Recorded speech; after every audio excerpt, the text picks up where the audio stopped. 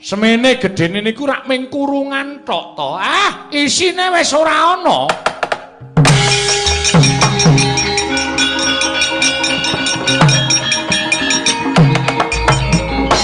Sigra samapta ing gati sawiga ing diri. Weruh pangandikaning Lurah Semar Badranaya bilih sanata ing Ndarawati amung kantun ninggal raga. Sigra cancut tali wanda, yayah nyendal tali wangsul, ngraga sukma Sang Arjuna manjing Alamantara.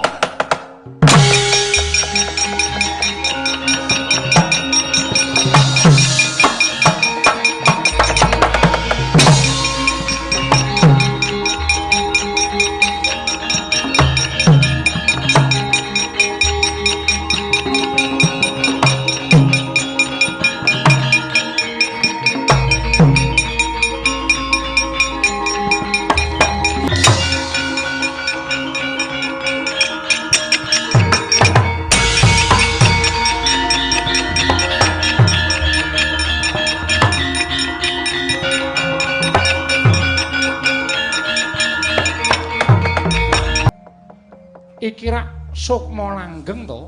Iya Kakang Sukma Wicara. Lah kok dadi nganti tekan papan kene? Bot-bote abot goleki marang Kakang Sukma Wicara nggone ninggal raga.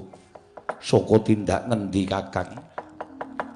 Ngopo ya? Ya kuwi pepakem Bratayuda kang aran Buku Citapsara. Apa wis kelakon? Pangestune Yayi Sukma langgeng wis kasembadan. Yen to pancen kaya mengkono ayu ndak kanthi bali marang ragamu. Lho kok sik kok njur kepenak banget. Nek kowe nyusul karo pun Kakang tekan Alamantara, aku tok kanthi manjing ana ning ragaku terus aku urip, terus aku bali kaya wingi uni tegese sing bisa nggugah nata Ndarawati ya kuwi Sukma langgeng. Kuwi jenenge pakarti sing ora satriya, tegese urik. Ora sa dadak kakehan gunem tanpa guna. Kakang Sukma Wicara gelem bali apa ora? Loh. Semune kok sugal ucapmu kowe ngancam karo aku? Ora jeneng ngancam. Nanging tanggung jawabmu kudu mbok lakoni. Ayo, bali apa ora? Nek aku ora gelem, tak ruda paripeksa. Kowe arep ruda paksa karo aku? Apa kira Dik Sukma langgeng wedi karo Sukma Wicara? Weh lah, ayo koyakan aku Sukma langgeng, koyakan aku.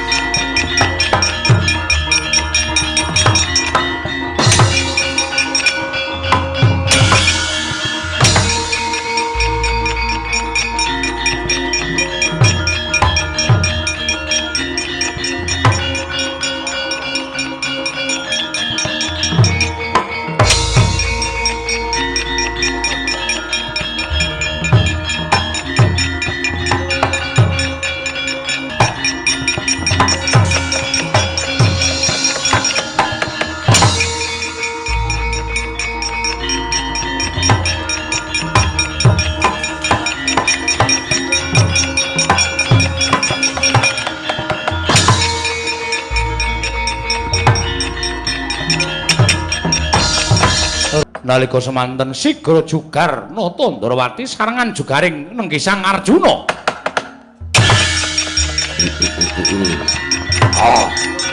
Wah.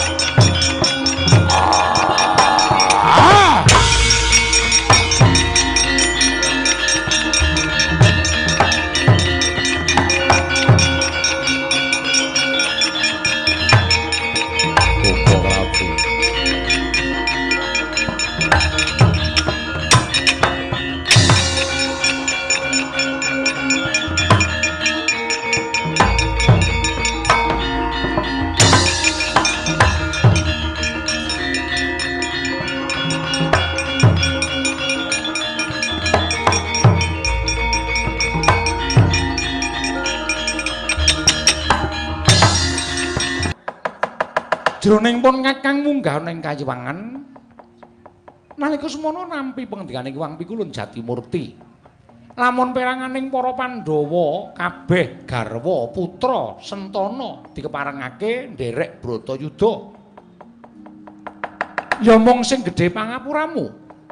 Ngendikaning Iwang Pikulun Jatimurti amung siji perangane ora kepareng nderek Bratayuda awit upama satriya iki mengko melu Bratayuda tan wurunga Pandhawa ora usah dadak kumrembyahake asta njangkahake suku Kurawa mesti tumpeske lor datan posisa mula satriya turasing Pandhawa iki wajib dadi tabuk tawur kemenanganing Pandhawa inggih menika sinten Koko Prabu? Koko Prabu menika sinten? Sapa Kresna kakangku? Yayi, upami kula matur menapa Yai Prabu mboten kejot ing penggalih? Upami kula menika matur menapa wontenipun menapa kadang-kadang kula para Pandhawa satasih ngakeni Bilena Tandrawati menika pujangganipun para Pandhawa lan kula mboten damel-damel perkawis menika. Wiwit biyen tekan saiki Pandhawa tansah percaya karo Kresna kakangku. Pun kakang kudu iso dadi srana supaya lakon iki bisa purna. Yo. Sabanjure sapa? Mara gagi gatekno ya, Dimas Arjuna Werkudara apa dene? Menapa dene Paduka Yai Aji? Namung perangan setunggal putra Pandhawa ingkang boten kenging nderek Bratayuda awit kasudiranipun ingkang edap-edapi menika kala wau kedah sagah lan wantun pejah kinarya srana kamenanganing para Pandhawa inggih menika pun anak kula pun Antarja Yayi.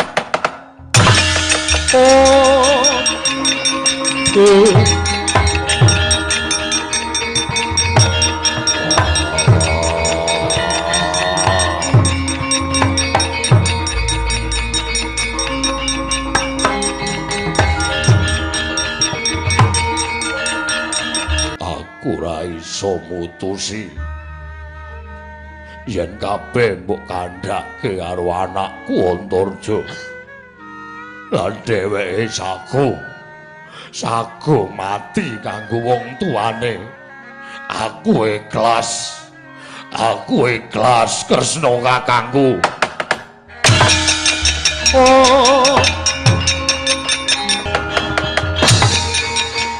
Prabu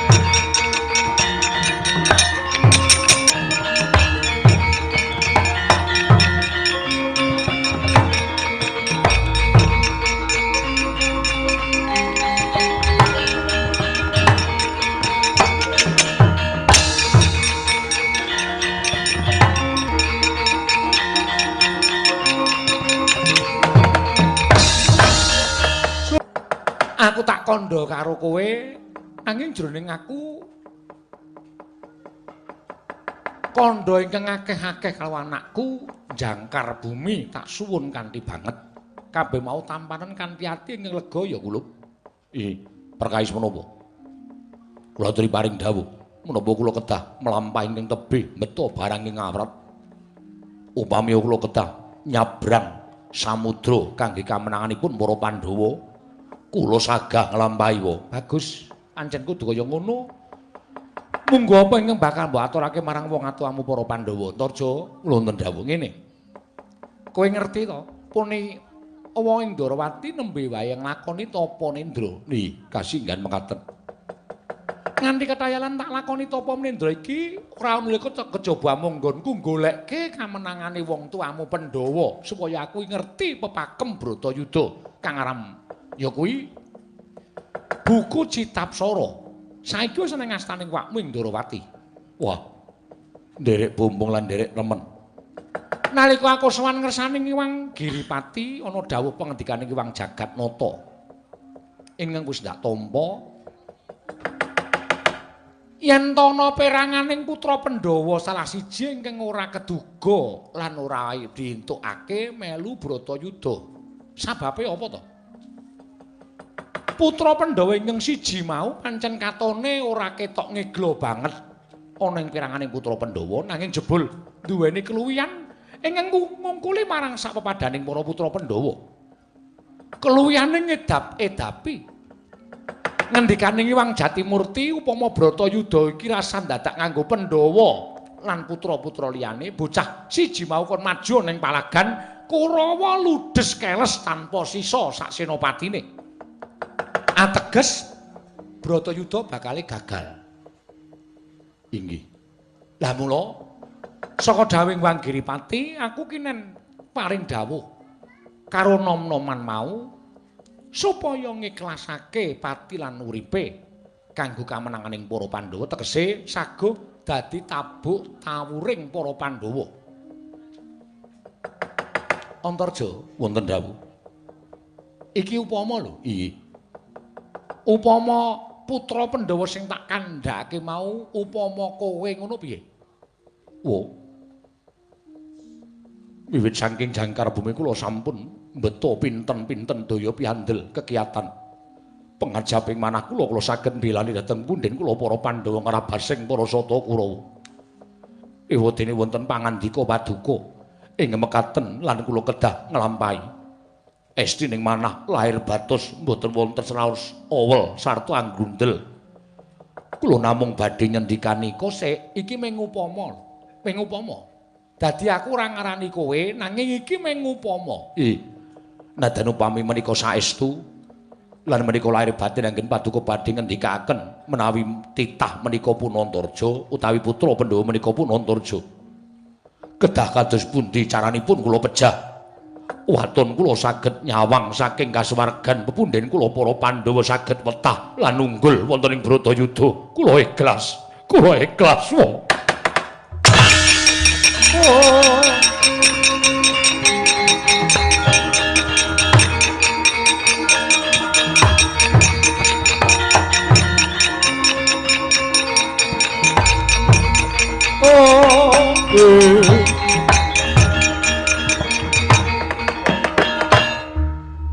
Anakku lanang Ger. Anakku lanang Antarja. Rumangsaku kaya kowe wis weruh marang legetaning penggalin makmu ing Darawati. Tetek nggonmu matur ikhlas lahir batin. Nyatanipun inggih paduka ajak pirembagan namung kula. Peranganipun putra Pandhawa boten wonten ing dipun kanthi. Ateges nadyan Prabu paring pangandikan mawi tembung umpama. Nanging raos kula sampun kraos bilih menika kula ingkang dipun jangka. Kula sampun beta pinten-pinten kasekten jaya kawijayan saking Kanjeng Hyang Anantaboga kinarya daya piandel kegiatan ewadene sak mangke kedah mekaten lampahing Antarja. Kula mboten badhe selak, kula mboten badhe anduwa. Sak mangke lajeng kedah kados pundi saha kula badhe ngemban dawuh timbalanipun Kanjeng Weng Darawati. Kedah menapa ingkang kula tindakaken pejah kanthi sarana menapa?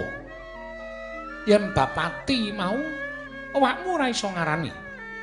Nanging wigati dawuhing Wang Jatimurti ngendikake aku kudu dadi srana Antarja bali marang swarga jati manjing ana ing kasuwargan. Mula kepiye carane gumantung marang sira kula kangge ngetingalaken daya kasekten kula. Bilih estunipun kula menika mboten pantes mati wonten ing saderengipun tumapak perang ageng. Lan kula pantes mbelani dhateng para Pandhawa. Ewadene dawuhing Wang Jatimurti kedah mekaten lan Pandhawa sampun nyarujuki. Kula ikhlas wae. Kula ikhlas. Kula aturi mriksani. Kula aturi mriksani kasekten ingkang sampun kula beto saking jangkar bumi. Telapakan kula menika badhe kula dilat piyambak.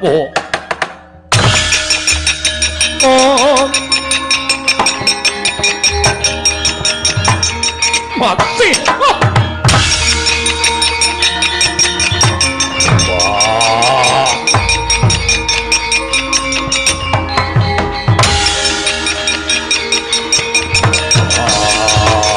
Antarja.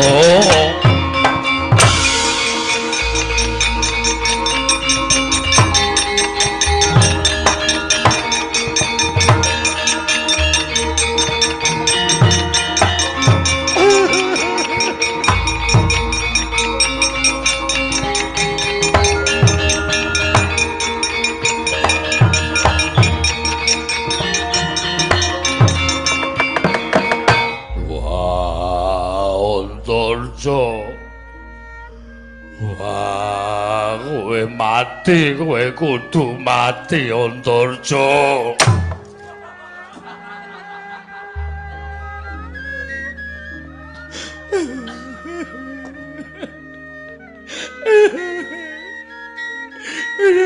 Waduh, ngeten. Sampeyan satriya kusumaning bangsa sing kersa mbelani kalih tiyang sepuh. Oh